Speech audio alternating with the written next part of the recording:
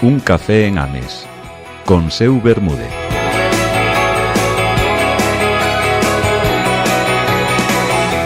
Hoxe quedamos para un café en Ames con Sandra de Rego, de Amor o Teu, un proxecto onde creatividade, sostenibilidade e artesanía van da man. A súa tenda Obradoiro está en Bertamiráns. Xa nos contará ela un pouquiño máis. Benvida, Sandra, como estás? Hola, gracias por invitarme, moi ben. Un placer terte aquí. Falábamos antes de comezar que era a túa primeira vez na radio que estabas debutando. Sí, é a primeira, sí, así en un estudio e tal, é a primeira vez que estou, sí. Pois xa ves que estamos con Juan, super ben coidadiñas e espero que sea un tempo de disfrute e que esteas moi a gusto. Gracias. Contanos, para comenzar, de onde ven o nome de Amor o Teu? Amor o Teu, hai que ir bastante atrás para explicar isto, pero eu son de Ribeira. E como persona de Ribeira que houve moito emigrante a Estados Unidos, pois meus pais traballaban ali, eu vivía ali e viñamos aquí de vacacións en verán. Entón botaba moito de menos vivir aquí. Entón cando voltamos tiña eu 12 anos e estaba feliz de estar aquí de volta. Entón Amor o Teu representa ese amor pola miña terra. Entón, o nombre ven de eso, Amor o Teu.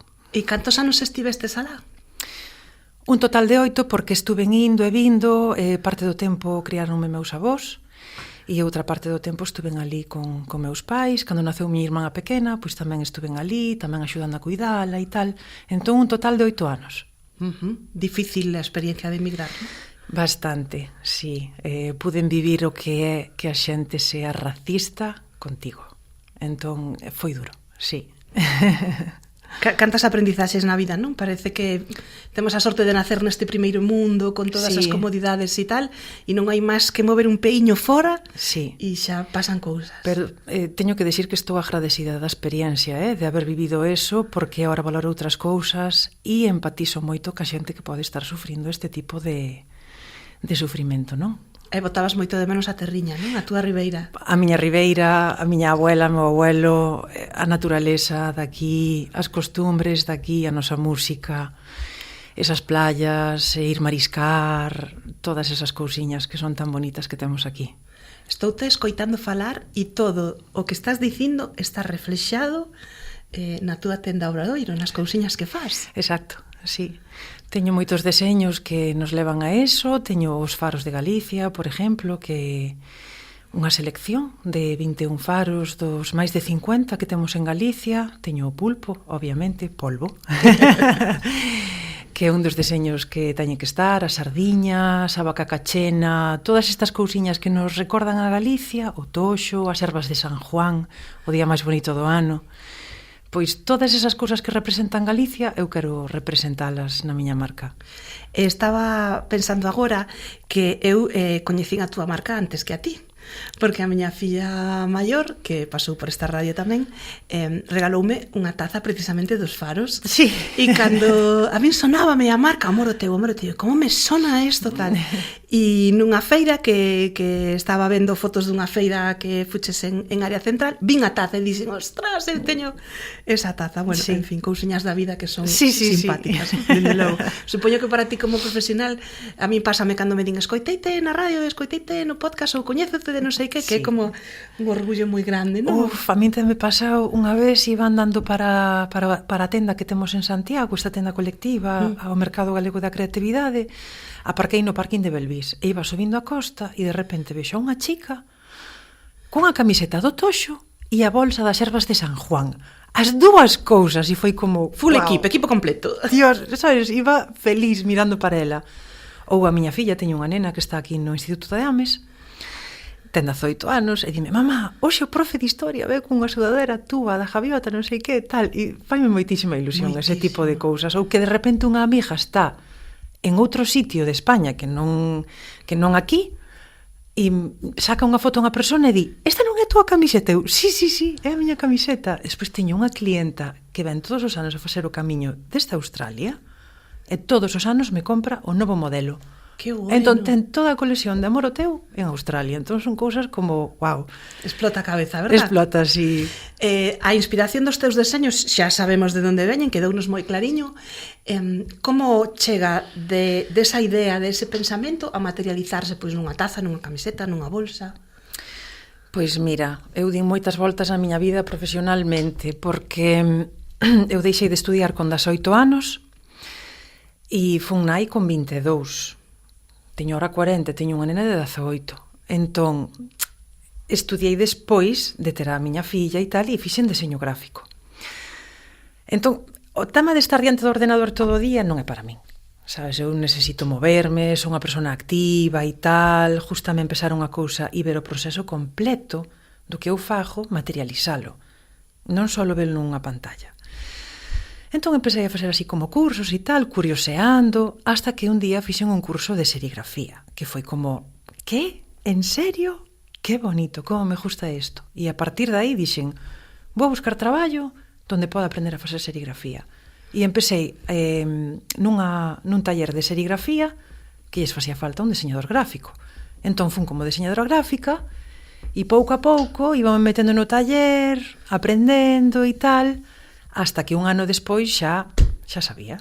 Tuve un moi bo mestre que se chama Santi, que me enseñou, e despois dese traballo busquei en outra serigrafía donde aí xa me curtín por completo porque estampábamos camisetas para o Camiño de Santiago. A moreas. E iso é estampar montes e moreas de camisetas. Eso é unha produción superindustrial, sabes? Entón, eso era chegar a mañán e estar facendo o mismo todo o día. Entón, claro, aí ibas vendo os errores, como solventalos e tal. Pero, bueno, faltaba a miña parte creativa. Xa, entre que facía deseño e que despois facía estampación, faltaba o que a min me gustaba representar. Non facer unhas camisetas para unhas festas ou unhas camisetas para o Camiño de Santiago. Eu quería representar o que a min me gustaba. E aí foi cando decidín montar unha mini casetiña de madeira na que era a miña casa de 6x4, 24 metros cuadrados. Dime de alta de autónoma, tiña xa os meus primeiros deseños e dixen, a probar, que teño que perder? Unha casetiña de madeira que se non me vale para taller, pois será unha habitación de invitados no futuro, sabes? E así fun empezando, empecé a ir a algunha feira, a probar, non tiña nin idea do que era ser autónoma, lancei-me a piscina. Teño que decir tamén que tiña moito apoio familiar, sabes? Entón tiña aí uns aforriños e tal, e dixo, bueno, pois vamos a probar, a ver que pasa. Que importante cando decidimos dar un salto destas características, non? Enfrontar un desafío así, deste calibre, sí, que nos apoyen as persoas do noso entorno, verdad? Moito. É que hai que ser moi valiente para facelo se non tes a xente que che apoie, eh? A mí a xente dime, claro, tú non tenías miedo. E digo, como non tenía miedo? Se levaba 23 anos nunha empresa, marchei sin nada. O que pasa que o fixen co medo do meu lado, o carón, pero o medo sí que tes, cada salto que das tes medo. Sí, sempre hai ese vértigo aí, pero creo que tamén nos pon as pilas, que nos fai avanzar dunha maneira que cando estás nunha comodidade non se ve desa maneira. E agora, fíjate, tes a túa tendiña, túa tenda Obradoiro, aquí en Bertamiráns. Sí. Dinos onde está, porfa, por se alguén se quera chegar. Estamos na calle Rueiro, número 18. É o único baixo que está habilitado nese edificio. De momento, espero ter veciños pronto. Vale, dinos un bar, unha referencia que todos coñezamos. É o camiño entre o Tropic e o Centro Médico. O edificio blanco que está á man dereita e por detrás deste edificio está unha pista de skate. Así xa non hai perda ninguna. É maravilloso estar ali traballando no taller e ver como os nenos están por ali xogando, hai árboles e un campo, ves os paxariños, é maravilloso. Un entorno, desde logo, moi inspirador e moito, moi agradable, sí. É unha cousa que me fascina moito a mí daqui de Ames, no? De Bertamiráns, de Milladoiro, que temos cerquiña tamén a natureza, no? Vivimos nunha cidade con todas as comodidades e todo o confort, pero tamén afastaste nada e xa estás dando un paseño polo monte ou ves pasariños, está moi guai. Eu que veño da aldea, porque eu son de Ribeira, pero non do centro, vivía nunha casa ao lado das dunas. Ali ao lado, é unha aldeiña, encanta a sensación de ir polas corredoiras e así, e aquí eso ainda encontro, é moi guai, sí. E cando chegas pola mañá a tenda, prendes as luces, ou pola noite cando marchas e as apagas e ves todo colocadiño, limpiño, ou o día antes dun obradoiro ou tal, que pensamentos pasan pola túa mente? Bueno, de cuidadiño e limpiño cando podo, porque claro, eu estou na tenda, pero o que principalmente fago ali é estar no obradoiro. Estou estampando, hai veces que fago encargos para clientes importantes como Artesanía de Galicia, que me encarga cousas, ou Galicia Calidade, porque eu teño un tipo de cliente que vai buscando que se traballe con tintas ecológicas, que os materiales sean respetuosos, que se traballe dunha forma consciente e que se fagan as cousas para favorecer o entorno. Entón sí que teño uns clientes moi específicos. Entón, o de ter a tienda ordenadiña, a verdade é que o intento. Estou segura de que sí, moito máis do que pensas. Teño unha chica que é maravillosa, que se chama Almudena, é interiorista, e foi a que me fixo o interiorismo da tenda, e a súa marca é Dena de Interiores. Entón, de vez en cando ven por ali e dime, Sandra, isto hai que poñelo así, Sandra, isto hai que poñelo así. E faime ela os escaparates, fixo ela o deseño do mobiliario, ela fixo o deseño do mobiliario, e Rodrigo, de Tres Oficios, que é un artesán, levouno a cabo. Entón eu tamén intento colaborar con xente que traballe da mesma maneira que me gusta traballar a min. Manexas moitas técnicas moi diferentes, non? Porque en textil, en cerámica, en serigrafía... Claro, eu principalmente estampo en textil, en papel, en madeira e en cerámica, pero sí que podo estampar en outros soportes diferentes, pero bueno, eses son así como os principales. As técnicas que utilizo de estampación son varias. Por unha parte teño a serigrafía, que é a principal. A serigrafía faz unhas planchas con un deseño. Esas planchas que leva o seu tempo facelas, faz o deseño, logo faz a plancha en un cuarto oscuro, con luz ultravioleta, como se fora un proceso de revelar fotografía, sí. Porque hai materiales fotosensibles e tal. E despois estampo cas tintas de base agua. E por cada color que ti ves en ese textil ou en ese papel, é unha plancha. Cada color é unha plancha, estámpase todo por separado. Despois, na cerámica, estampo con outra técnica, que non é tan artesanal, que se chama sublimación.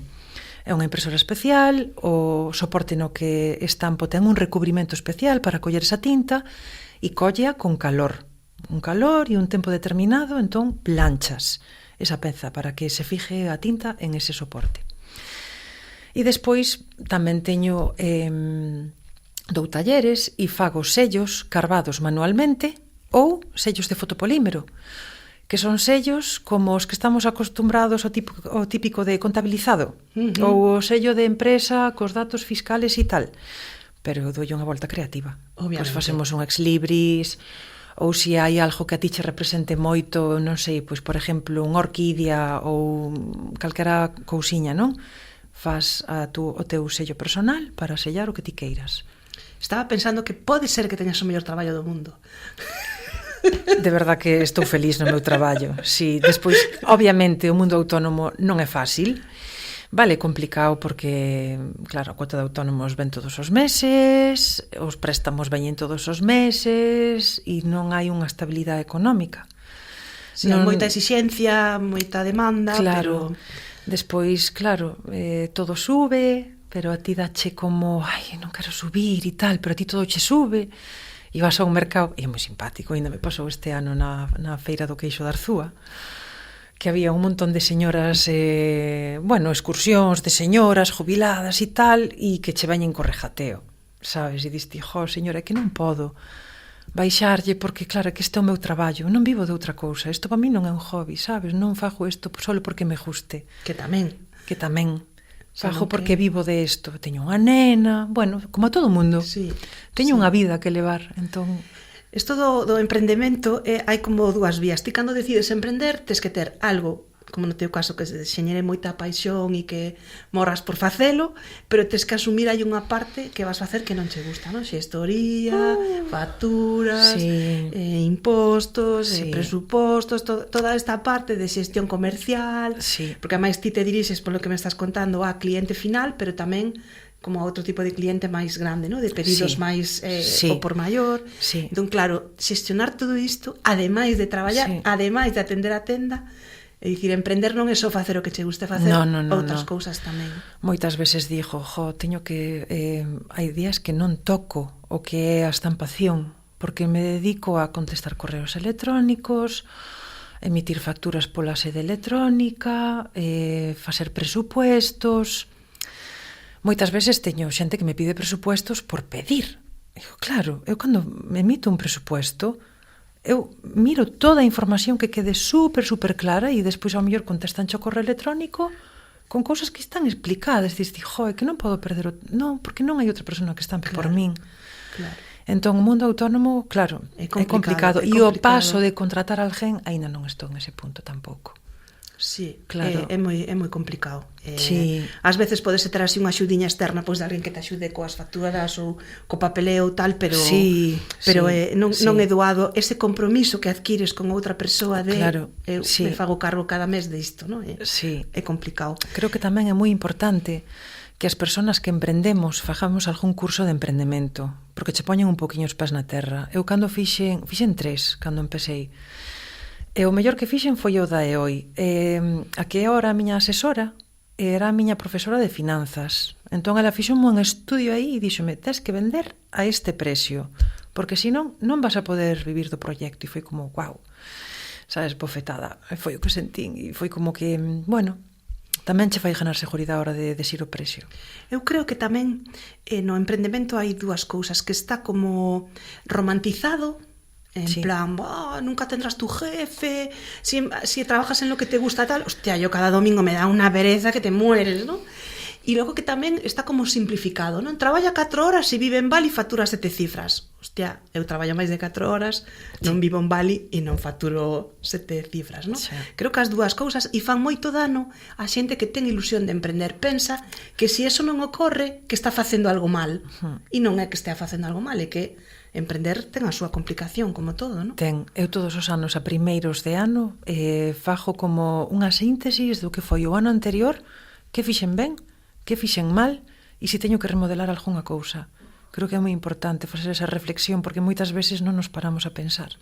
Sí. E seguimos na roda, cometendo os mismos errores, e hai que parar, frenar, reflexionar, apuntar as cousas en un papel e poñerte uns objetivos de mellora, para ir mellorando todos os anos un pouquiño. Totalmente de acordo con negocio e con outras áreas da vida nas que interese. Sí. O consello que che deu a túa asesora, o consello, quero ganear, non sei canto, eu quero, sí, pero que vas a vender? Canto costa cada cousa que vas a vender para conseguir eso? Porque claro, eu podo dicir que quero facturar 10.000 euros, pero que, non? O mellor non é viable o que... Claro. Ou tes que vender tanto, pois tes que vender 100.000 desas pezas para facturar. Hostia, claro, non é viable. No, claro. Non é viable. Antes dicíanos que estás aquí en Bertamiráns e dinos como podemos acceder a túa lista de difusión, que sei que tes, que me teño que apuntar para o próximo taller de cerámica que vou a facer con a miña filla, e as redes, por si alguén quere botar unha ollada. Sí, pois Amor ao Teu, estampaxe artesanal, aí no Instagram e no Facebook, amoroteu.com, en página web, e despois na calle Rueiro, número 18. Para anotarte na listación, basta que entres na página web e hai un botonciño de WhatsApp, entras aí, escríbesme e disme, ponme a lista de difusión. E eu xa chengado nas redes sociales, escríbesme, dasme o teu número de teléfono, gravo e che envío xa esa solicitud. Vale, para que non saiba o que é unha lista de difusión, é unha especie de grupo de WhatsApp, que realmente non é un grupo, pero que ti recibes esa mensaxe, ¿no? Sí. Sandra, neste caso, enviaría ese mensaxe como a un grupo, pero ti non estás nun grupo. O recibes individualmente, como se Sandra te escribira un WhatsApp directamente a ti. E se lle queres responder, a resposta vai directamente a ela e non a ve ninguén máis. Sería como unha relación entre vos as dúas directamente e privadamente. Exacto. Por se alguén non o sabe, que tal. E xa que metín a peciña dos talleres, dinos que talleres fas, cales son os teus favoritos? Bueno, aquí hai dúas cousas. Primeiro, eu imparto talleres, ademais desplázome a colegios, asociacións, concellos, Artesanía de Galicia, móvome moito no ámbito dos talleres. Eu sempre vou a traballar o aspecto da estampación en talleres, porque é no que eu son artesana. Pero teño, como en este mundo que é tan bonito de artesáns, teño moitos conocidos que fan cousas espectaculares e aos que invito a vir ao taller a dar un obradoiro. Entón, xa tuvemos un de elaborar xabóns naturais, temos unha hora de cerámica modelada a man que van a esmaltar e despois Jenny desde o Grove, vai levar as peciñas a cocer e tráenolas de volta listas para usar, utilitarios, un cuenco, unha taza, o que cada un queira. Tuvemos un de fotografía estenopeica, donde fabricabas a túa propia cámara de fotos. Pintaza tenía. Espectacular, que eso douno a miña parella, que tamén é unha persona moi, moi creativa. E, bueno, vamos a ir metendo así talleres continuamente. Estuvo Mónica, que ademais é daqui, de Bertamiráns, e dou un para elaborar flores con papel crepe, que quedaron preciosísimas. As flores que as podes usar para unha corona de Navidad, para un complemento de pelo para algo especial, un broche, o que ti queiras. Entón, moitas temáticas. Traeremos cestería, traeremos resina, bueno, hai moitas técnicas. Sí, faz obradoiros ti mesma coas cousas que ti sabes De e estampación. ademais traes a xente de... Exacto. Sí, queremos así os sábados, polo menos 2 sábados no mes, ter esa oferta, porque é verdad que aquí en Bertamiráns oferta de obradoiros de artesanía, creo que non hai moito, entón, xa que teño o espacio ahora grande e tal, me apetece moitísimo. Ademais, encántame que veñan os nenos, porque me gusta moito que vexan outro tipo de profesións. Sabes que unha ceramista pode vivir de facer cerámica, que unha persona que fai cestos pode vivir de facer cestos, que eu que fago estampación podo vivir de eso, sabes? Que vexan outras cousas. Tamén me parece moi guai nesta sociedade na que vivimos, que temos tantas cousas, somos tan acumulativos, agasallar experiencias, non? Totalmente. Pois convidar a unha amiga, a túa parella, a túa filla, o teu fillo a compartir eses momentos, non? De taller, de rir, de aprender xuntas, non? Pareceme super interesante e moitas veces cando alguén me di que non sei que regalar, regala experiencias. Ao final é o que nos gusta, como nos fan sentir, que compartimos. Moito máis interesante que unha camiseta que tamén está moi ben, sobre todas de amor ao teu, ou unha bolsa que tamén está moi ben, ou unha taciña que temos aquí con nós. Pero é moi guai compartir momentos, ¿no? Coas persoas que totalmente. queremos. De feito, é algo que lle sugiero moitas veces a xente cando vexo que están como en dúdas e tal, e digo, por que non lle regalas un vale para que veña a facer un taller? Ou si podes, porque claro, o mellor o precio é un pouco limitado, non? Ou si podes, por que non lle regalas que fagades unha experiencia xuntas? Porque a verdade é que une moito facer ese tipo de cousiñas. Cantas veces se regalan estas caixiñas que hai en todos os supermercados que teñen un montón de tal e esas hainas de todos os precios, de 20, de 40, de 60, de 100, de 200, de 500, quero dicir, axústaste o que podes, pues, haberá quen poida unha cousa e o que unha persoa que decida invertir na outra, pero vamos, teñen o precio xusto que teñen que ter, porque ademais faz bandeira dos materiais ecolóxicos, dos materiais reciclados, da sostenibilidade, eso ten un prezo tamén. Claro que ten, e o teu tempo de traballo tamén o ten, todo o tempo que ti levas aprendendo para poder ahora enseñalo tamén ten ese precio. Entón, outra cousa que xa me ten pasado de chamarme para despedidas de solteira, para un cumpleanos, sabes? Mira, chicas, non me regaledes nada. Cada unha que paga o seu taller e eu que quero pasar tempo con vos. Buah, me parece chulísimo. É espectacular. Me parece que é moi guai.